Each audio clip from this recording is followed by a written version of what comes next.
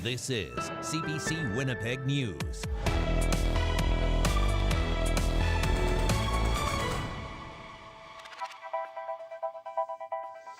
Good evening. Thank you for joining us. Brittany is away this week. A Winnipeg woman is frustrated and angry. She says for a second time, TD Bank is refusing to refund thousands of dollars taken from her bank account as part of a scam.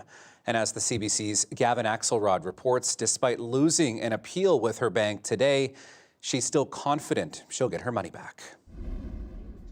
These checks were used as part of a scam. The scammer, pretending to be from TD, told Lisa Taryn there were potentially fraudulent charges on her account. The scammer says she would get a text from TD asking to verify it was her account.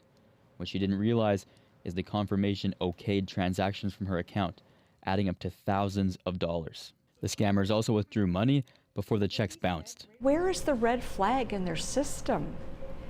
If someone is taking out $93 within seconds after another till you get to zero, and if someone is depositing the exact same check to a person that's not even me, 21 times. TD initially told her she was out of luck getting the money back. On Monday, she got bad news from the bank again. I thought for sure they'd say, no, it was reversed. Your money will be back. Your $4,650 will be returned.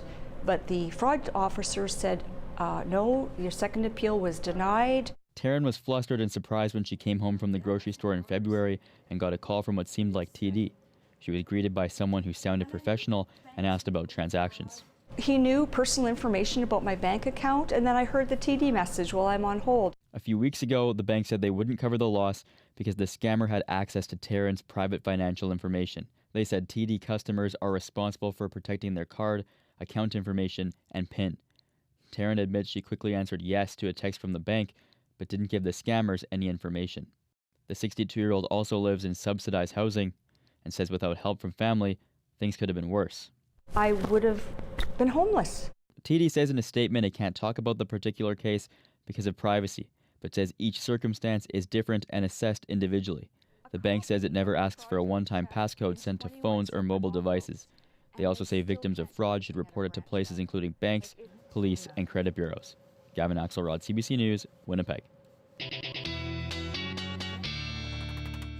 All right, we're going to take a first check on your forecast now, a bit earlier than we usually do because we do have some active weather moving into the province. We can take a look at the snowfall warning that we have in place for the parkland there. You can see through the Interlake, through the Narrows into Lake Manitoba. This is where we have the potential of seeing up to 20 centimeters of snow falling by Thursday morning. Further south, including Winnipeg, Brandon, the Trans-Canada corridor, this is a special weather statement simply because of the uncertainty with this Alberta Clipper that we have coming into the province over the next couple of days. So this is likely a rain-snow mix as we get Tuesday and through the day on Wednesday, but there is some uncertainty in the exact track of this and where the level or the transition to that snow will be as we get through the next couple of days. So just prepare for some messy weather pretty broadly across the south and central parts of the province as we get through Tuesday into Wednesday, lingering into Thursday morning. For today, at least, high pressure has really kept things nice and sunny across the province, up to -3 this afternoon in Winnipeg. Temperatures across much of the province in the minus single digits. I will have your full forecast coming up in just a bit. A group home worker in Winnipeg who helped care for an 18-year-old homicide victim is speaking out about concerns with the CFS system she believes put the woman at even more risk. Avante Hartlieb was in care when she died on Valentine's Day. A 14-year-old boy has since been charged with second-degree murder. The CBC's Rosanna Hempel reports.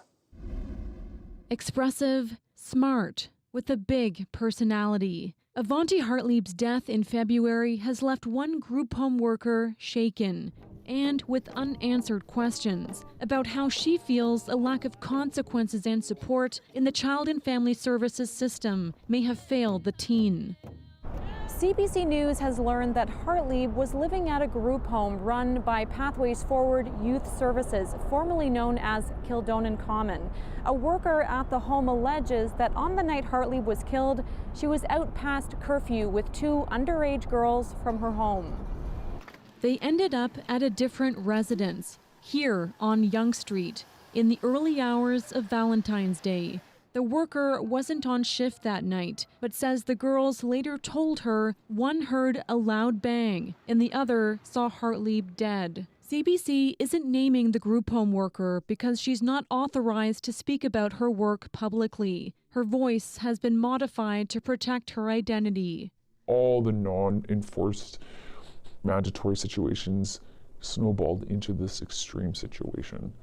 It was part of an ongoing pattern. The worker alleges residents regularly broke curfew and other house rules, including not going to school. She says at times paramedics and police had to get involved, including for incidents involving alcohol, cannabis, and meth. I can attest that those rules were not enforced or strict or consequences. They were very loosely set, and always, more often than not, those rules were broken. They're supposed to go to school or meet with their therapist or action therapist. Again, not mandatory, no repercussions.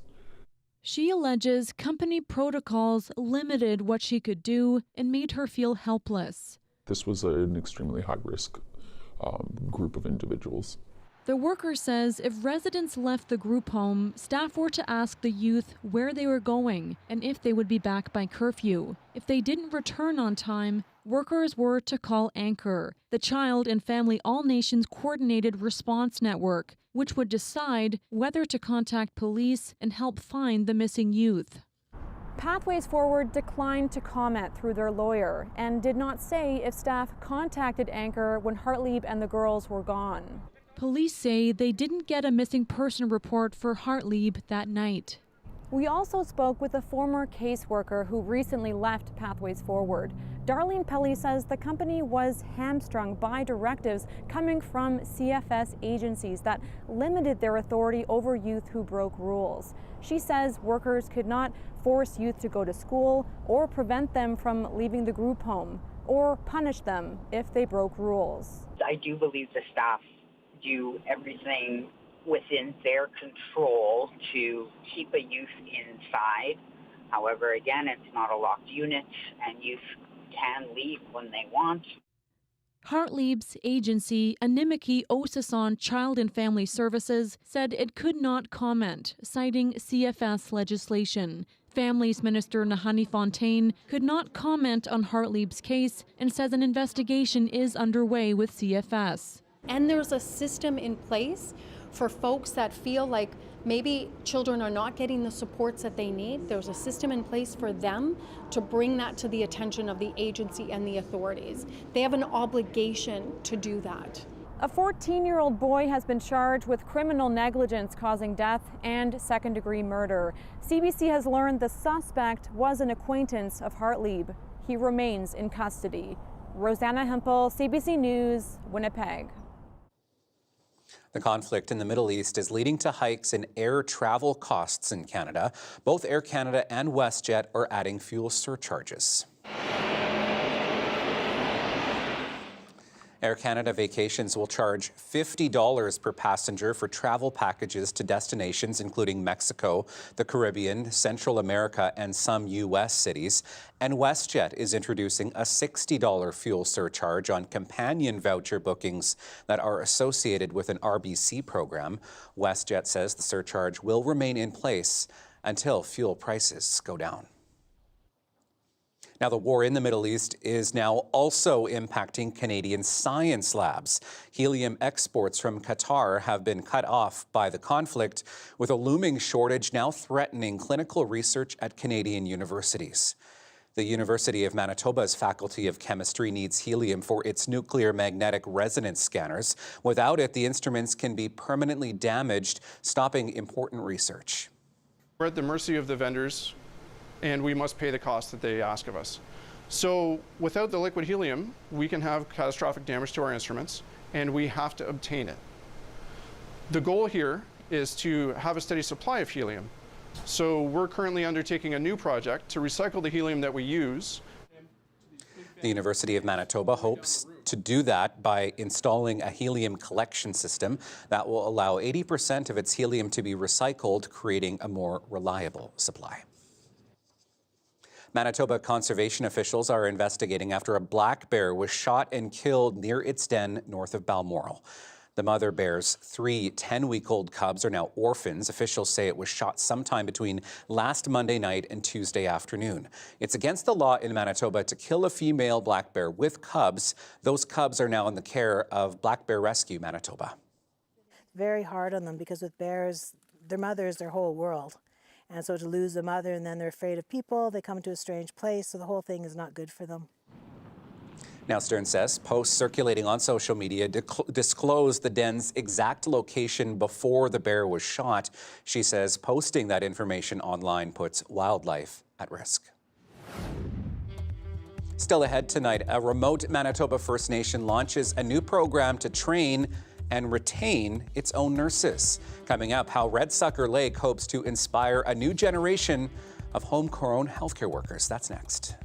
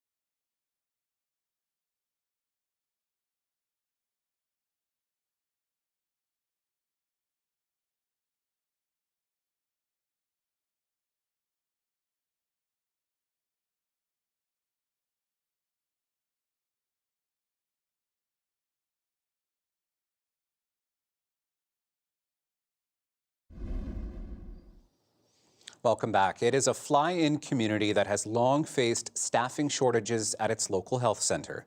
Now, Red Sucker Lake Anishinaabe Nation has a plan to train and retain its own nurses. And as the CBC's Santiago Arias Orozco reports, the aim is to reduce barriers accessing post-secondary education in the remote Island Lake community. Nina McClellan grew up around Red Suckers Lake nursing station. Watching her mother work with diabetes patients, McClellan dreamt of becoming a nurse. I see myself actually making a difference in the way people are cared for there. But that plan was put on pause. McClellan dropped out of Brandon's University nursing program after getting pregnant. She went back to Red Sucker Lake and didn't think she would be in the classroom again until now. It's going on to the next chapter, and we're ready to get the show on the road. McClellan is one of 20 residents starting to become a licensed practical nurse in Red Sucker Lake. The program was launched to address a staffing shortage in the community. Chief Sam Knott says nurse turnover is high as they come through on rotation, further limiting the care residents can get without leaving the community. I know a few people that are wanting to come home, but they're unable to because that resource is not in communities. Academic upgrading classes have already started, with nursing school beginning in 2027, all delivered in Red Sucker Lake through Assiniboine College. The hope to improve nurse retention numbers while reducing barriers to an education. If we take people from our community and train them as nurses, they're going to stay in the community and give back. That's McClellan's plan, as she says it is not rare for the nursing station to turn people away. Having people in our own community being able to nurse them and take care of them, provide care for them in our own language, that's a big plus. With the new nurses, Chief Knott is hopeful a new generation will be inspired to pursue higher education, and eventually a hospital and long-term care home will also become a reality. Santiago Arias Orozco, CBC News, Winnipeg. Dozens of people put their strength to the test this weekend at Assiniboia Downs. Arm wrestling tournaments drew people from all backgrounds and parts of Canada out for a chance to win a bit of extra cash. The CBC's Gavin Axelrod was there. A test of strength. Go! And a moment of celebration. There's your champion! Cheer for Mikey and Mighty Mike! This is a weekend well spent for the Dumas family. 15-year-old Thomas Dumas says arm wrestling is their passion. Let's go! It's very scary, very exciting. I love the feeling. I never get any feelings like this besides arm wrestling. I just love it so much. Chase Anderson, Robbie Paul, table number 1. More than 100 people competed in tournaments as part of All Nations Tribal Days over the weekend at Assiniboia Downs. Go! Hosted by Sandy Bay Ojibwe First Nation, it brings talent from across Canada. And in first place, give a big hand for Thomas Dumas. Some of the draws had cash prizes up to $1,000. I total right now have won $1,500. I won $750 from both arms. What do you do with all that money at 15? I plan on buying my first car. Woo! The second year arm wrestling has been part of the event, which also includes hockey tournaments and other competitions. James Spence helped coordinate. It was all right last year, but it's really got bigger. Try and get it that picture. Devin Larrett was the tournament's special guest. Yes, that's the one I like the most. He's one of the most decorated arm wrestlers in the world, with a social media following of millions. I always believe that the more hands I touch, the stronger I become. I feel that everyone I touch, I take a piece of them with me. So you're gonna kill. Thank you so much. One of the great things about sport is how it builds community. And I'm so honored to be able to share this sport with so many people. Oh, man. A chance of a lifetime for Brody Morin. He drove in from northern Saskatchewan. I've always idolized him, even when I was younger, and he's the reason why I started the sport. Organizers plan to hold these tournaments next year, giving people one more chance to put their best arm forward. Gavin Axelrod, CBC News, Winnipeg. Well, after decades, a well-known sports journalist says he is ready to hang up the headset. But as I've said to more than a few people, 50 plus years in this business is more than anyone should have to take of me. And frankly, ladies and gentlemen, it's just about all I can take of myself. And so it's time. And I hope you can be with us. That's Hockey Night in Canada's Scott Oake announcing his retirement on the After Hours show Saturday. Oake says he is retiring after this year's Stanley Cup playoffs, capping off 3 decades with Hockey Night in Canada and 50 years in broadcasting. This coming Saturday will be his final After Hours broadcast.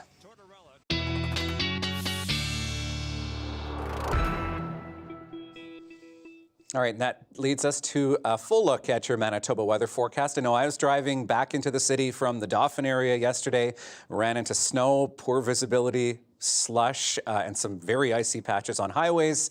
And closer to Winnipeg, even a little bit of rain as well. So bit of a mixed bag, and that will be the trend as we get through the next couple of days here as well. I'll show you the weather watches and warnings once again, just to show you where we do have a bit of uncertainty with the forecast. That area in blue under a special weather statement because of the potential of some rain, snow mixing, but there is also the likelihood that some of the snow as we get through the next couple of days shifts a little bit further south. So high pressure has dominated our pattern as we have gotten throughout the day today. That has really led to a very nice sunny day across much of the province today, although cooler than seasonal for this time of the year. You'll see the leading edge of this next Alberta Clipper pushing in as we get through the afternoon on Tuesday. Really through the southern Interlake into Winnipeg, temperatures will be right around the freezing mark. So that'll mean either some wet flurries or some mixed precipitation briefly through the afternoon tomorrow. But the main system moves in as we get through into the overnight hours Tuesday into Wednesday. You can see as that warm front comes in, there's the potential along Highway 16 into the Riding Mountain region, for example, of some mixed precipitation, while this is more of a rain event further south into Melita and Boissevain, for example. But further north, you can see there more of a steady and heavy snow at times as we get through the next couple of days. Even the potential as that front pushes through the warm front of getting into a dry slot even into parts of southern Manitoba. So a real mixed bag coming. All is to say a little bit of uncertainty really anywhere along or south of the Trans-Canada Highway on what exactly is coming. It'll really depend on the track of this system and the temperatures at the time it pushes through. So right now, looking at a trace to maybe 2 or 3 centimeters across or along or south of the Trans-Canada Highway. Again, this will depend on temperatures because as we get into Wednesday, things pop up to around 2-3 degrees across much of the south. But what is more certain is through parts of the Interlake and into the Parkland, those higher elevations getting upwards of 15 to 20 centimeters or even more snow as we get through the next 48 hours. So a lot of snow coming to parts of the province, particularly through the northern Interlake into the Parkland. To sum up, more like a rain-snow mix the closer you are to the Trans-Canada Highway. Again, things could change as we get through the next couple of days, so we'll keep you up to date on that. Looking at temperatures, first thing in the morning, -7s for Winnipeg, Brandon, Melita at -3, minus teens into much of northern Manitoba. By the afternoon, things pop up close to the freezing mark, so any precipitation we do get likely to fall as a rain-snow mix or even some periods of rain through places like Brandon into Melita as the leading edge of that system pushes through. I'll have your 7-day forecast coming up a little bit later. The weather update is brought to you by Paul Davis Property Restoration Experts. When things go wrong, we do what's right. After the break, he learned to paint and fell in love with it. So much so that this Brandon man has painted almost every day since 2003. We'll have more on his story coming up in our Daily Lift. Stay with us.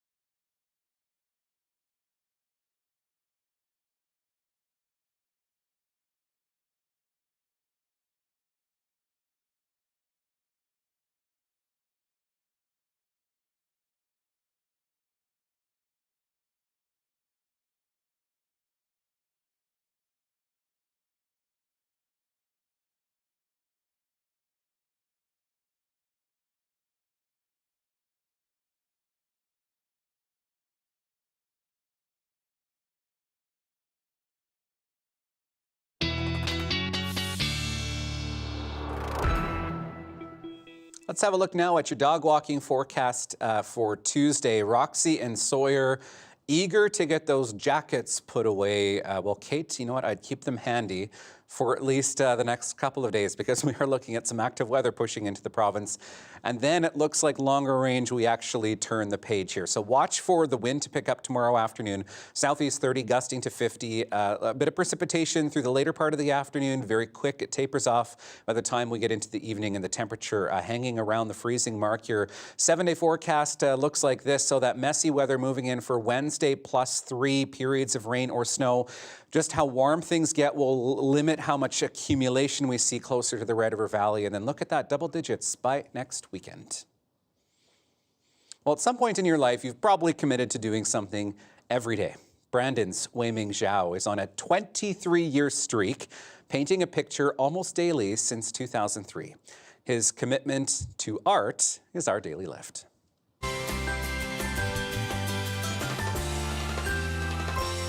I have probably over 1,000 of them here.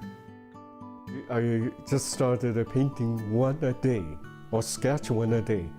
And I thought, let me see how long it can sustain myself, you know. But not realizing I never stop. I got into the habit, if I don't end a day with a painting, I always feel this day is not complete. There's something missing. Like it's almost, there's kind of force. It's external to myself now. I can't help it, just to keep on doing. It's almost like you ended up with a meal without dessert or something. Real outdoor setting, painting what is in front of you, everything changing. When you are there, there's always a input of inspiration, constant inspiration. But in Manitoba, the light will not vanish. It just fade away. Every minute it's just fading away so slowly, and yet with such a punch of drama constantly. Love it. And he hasn't changed a bit since I interviewed him back in 2021 when I was in Brandon. That's our program for this Monday. Thanks for being with us. I'll see you again tomorrow.